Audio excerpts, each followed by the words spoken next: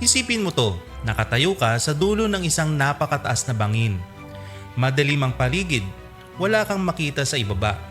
Pero kailangan mong tumalon.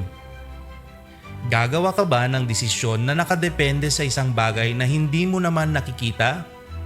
Mahirap, di ba? Pero ang totoo, ginagawa mo ito araw-araw nang hindi mo namamalayan.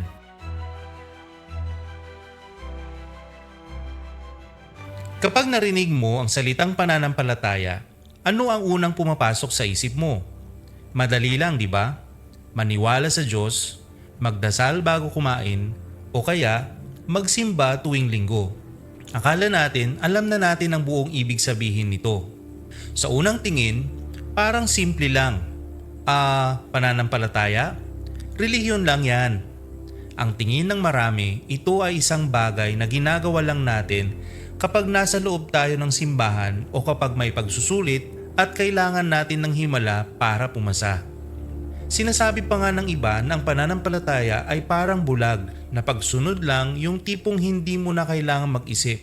Basta maniwala ka lang. Akala natin sapat na ang alam natin kapag nasasabi nating may tiwala ako sa Diyos. Pero teka, sandali lang. Paano kung ang mga plano mo sa buhay ay biglang gumuho? Paano kung nag-aaral ka ng mabuti pero bumagsak ka pa rin? O kaya bigla kang nagkasakit? O kaya biglang nagkasakit ang isang mahal mo sa buhay kahit araw-araw kang nagdarasal? Diyan na pumapasok ang krisis. Dito natin nare-realize na hindi pala ganun kasimple ang pananampalataya.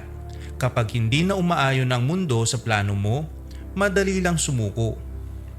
Madaling magduda.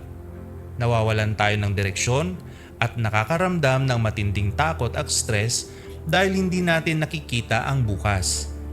Dahil sa totoo lang, kahit gaano tayo kahusay, katalino at kagaling, hindi natin kontrolado ang maraming bagay sa ating paligid. At kapag nagawa mo na ang lahat ng iyong makakaya gamit ang iyong lakas at resources, pero bigo ka pa rin, ano na ang natitira? Sabi ng tanyag na manunulat na si C.S. Lewis, ang pananampalataya ay hindi bulag o walang pag-iisip. Ito raw ay isang sining ng paghawak sa mga bagay na minsang tinanggap ng iyong isip sa kabila ng pagbabago ng iyong kalooban o sitwasyon. Ibig sabihin, ang totoong pananampalataya ay nasusubok kapag ayaw mo na pero kumakapit ka pa rin. Kaya paano ba talaga natin maintindihan ang tunay na papel ng pananampalataya? Ayon sa Hebrews chapter 11 verse 1, ito ay katiyakan sa mga bagay na inaasahan at paninindigan sa mga bagay na hindi nakikita.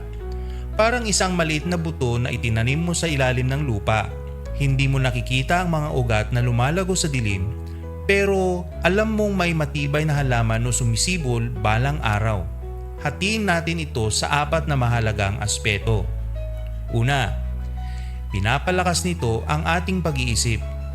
Ang pananampalataya ay nagbibigay sa atin ng positibong pananaw.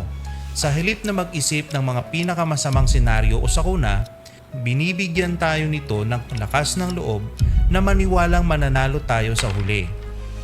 Ikalawa, ginigising nito ang ating spiritualidad.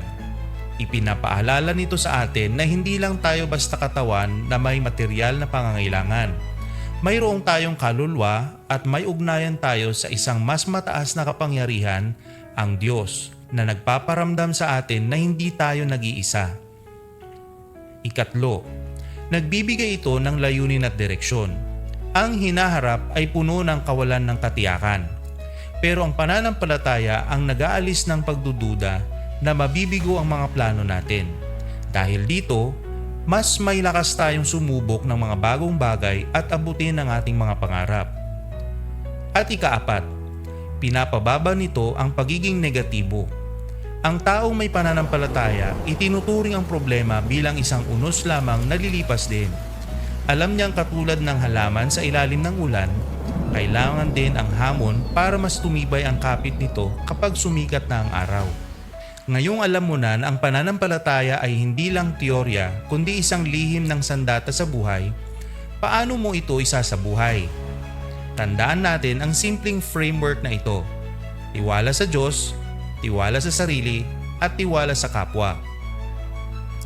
Hindi lang ito tungkol sa relasyon sa itaas. Kapag may pananampalataya ka sa iyong sariling kakayahan, mas nagiging determinado kang harapin ang mga hamon. At kapag nagtitiwala ka sa iyong kapwa, nagkakaroon ng mas magandang ugnayan, pagtutulungan at pagmamahalan sa isang pamilya at lipunan. Kaya heto ang comment challenge natin para sa linggong ito. Sa anong partikular na sitwasyon sa buhay mo naramdaman na ang pananampalataya na lang ang tanging sandata na magpapatatag sa iyo? Ibahagi ang iyong real life realization sa comment section sa ibaba.